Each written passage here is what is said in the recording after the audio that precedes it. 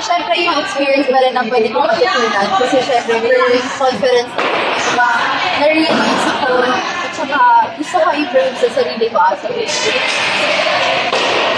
Nagagdagan kayo ng mga veterans na si Chan. Kamusta naman yung adjustment sa kasama sila?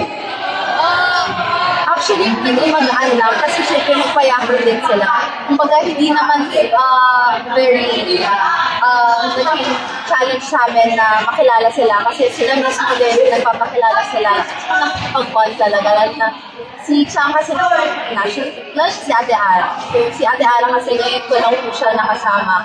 So, nakikilala ko siya kaunti-unti. Ate Ara malaki siya talaga. Maingin wala siya.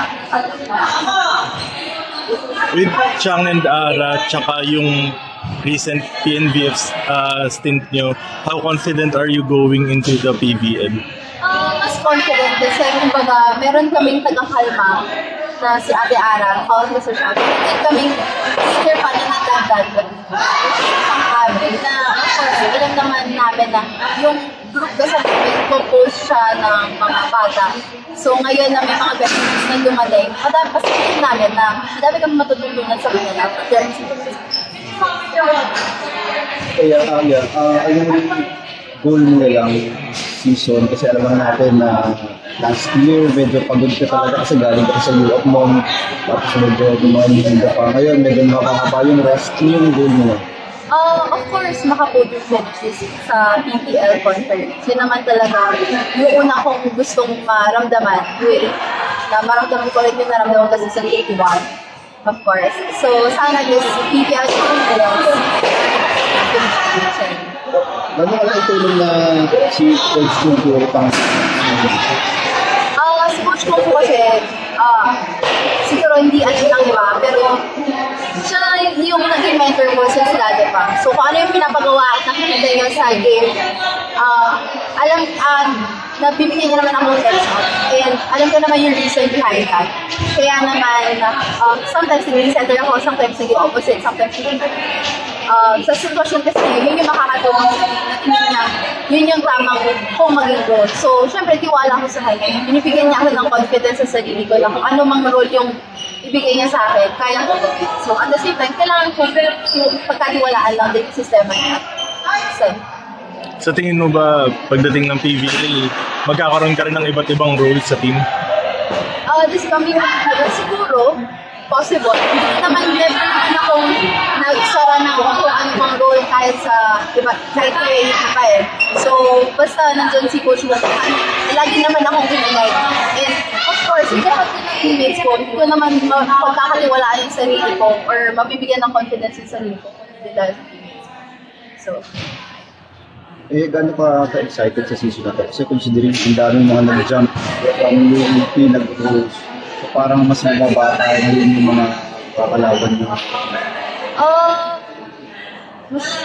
Ano ang i-consider ko? Sorry. Gano'n ka look forward itong season na to? Kasi ngayon nga, mas exciting kasi yung mga bata na halos kasabayan mo, nagtalunan na rin sa professional. Siyempre, na-look forward ko yung growth ng bawat isa. Ano kami ng UAAP, siyempre, ngayong pro, siyempre kailangan talaga namin makipagsabayan sa mga experience and mga veteran na players. Siyempre, ayun, titingnan namin siguro yung isa't isa kung paano pa namin papalakasin yung katawan namin, tsaka kung paano pa kami mag-click. At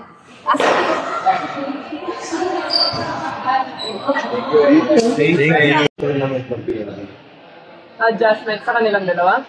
Actually, wala naman kaming masyadong ginawang adjustment sa kanilang dalawa kasi ayun nga, madali naman silang pakisamahan knowing Ara and Abby sa sistemang pinanggalingan nila.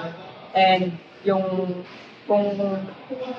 sa sistemang pinanggalingan nila, it's all the same naman sa amin. And mas kami nga yung, mas tama ba, sila yung nag-adjust pa sa amin. Gano'n lang yung bagay yung closeness na nakuha mo yung chance. Ito, magkakasama kayo ngayon sa PBL. Actually, sobrang laking bagay nun kasi nga, parang sisters not in blood, pero sisters in soul kami. So, especially pag magkasama kami sa training, sa last yung sa BNBF na games namin, parang mas nagiging natural sa amin na mag-enjoy, natural sa amin na hindi maramdaman yung pagod pag magkasama. May gano'ng malaking challenge sa inyo na kasi on paper yung line-up nyo, puro mga malalakas na players na puno kayo. Paano nyo ngayon ita-translate yan sa panalo? Ito action. Siguro yun nga rin yung magandang panimula din sa amin sa PNP. Kaya rin naman yung ginawa ng mga coaches yung papalaruin yung first six and second stringer, ganon.